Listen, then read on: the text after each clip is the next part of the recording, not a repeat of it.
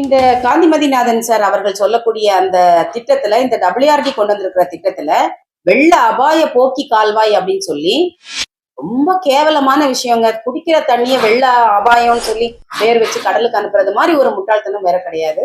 ஆனா ஒரு 550 கியூசெக்ஸ் தண்ணியை மட்டுமே கடத்தக்கூடிய, அதுவும் கிராவிட்டியில கடத்தோம் அப்படின்னு சொல்லி ஒரு திட்டத்தை வந்து எந்த கிராவிட்டியும் இல்லாத ஒரு இடத்துல அவங்க ப்ரப்போஸ் பண்ணியிருக்காங்க.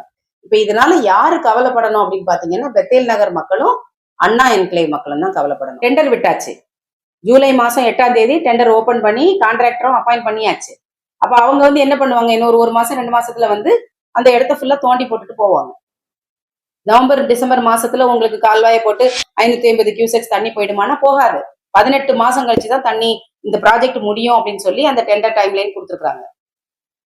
ஸோ எந்த டெக்னிக்கல் ஃபீசிபிலிட்டியும் இல்லாம 550 கியூசெக்ஸ் தண்ணியை கடத்தி கொண்டு போறாங்கன்னா, இப்ப நீங்க இந்த பெத்தேல் நகர்ல இருக்கக்கூடிய அண்ணா என்கிளேவ்ல இருக்கக்கூடிய மக்கள், அங்க இருக்கக்கூடிய படித்த இளைஞர்கள், இன்ஜினியரிங் காலேஜஸ்ல படிச்ச இன்ஜினியர்ஸ் நிறைய எத்தனை பேர், ஒரு 10 படிச்ச இன்ஜினியர்ஸ் இருக்க மாட்டாங்களா? இவங்க எல்லாம் சேர்ந்து முதல்ல நீங்க அந்த ஃபீசிபிலிட்டி இன்னொரு தடவை செக் பண்ணி நீங்க WRDயோட நீங்க போய் பேசணும்.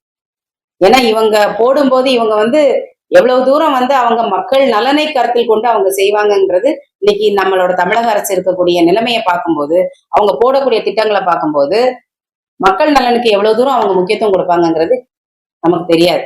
ஏதோ ஒரு 83 கோடி ரூபாய ப்ராஜெக்டை போட்டு எதையோ ஒரு 4 பைப்பையோ 4 RCC கான்கிரீட் பிளாக்க உள்ள பதிச்சுட்டு போகக்கூடிய ஏதோ ஒரு திட்டம். இது வந்து தண்ணி போகுமா, ஃபீசிபிலிட்டி இருக்கா, கிராவிட்டி இருக்கா, என்ன லெவல்ல அதை நீங்க கொண்டு போவீங்க, எப்படி நீங்க 6 மீட்டர் 7 மீட்டருக்கு நீங்க மண்ணை எப்படி நீங்க வெளியே எடுப்பீங்க, எந்த இடத்துல எடுப்பீங்க, எப்படியோ ரோட்டோரமா தானே கொண்டு போய் ஆகணும்.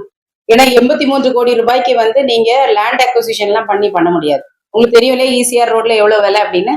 அப்ப அதுல லேண்ட் அக்வசிஷன் காஸ்டே அதுல இன்க்ளூட் ஆகல. அப்படின்னா லேண்ட் அக்வசிஷன் இல்லைன்னு அர்த்தம்.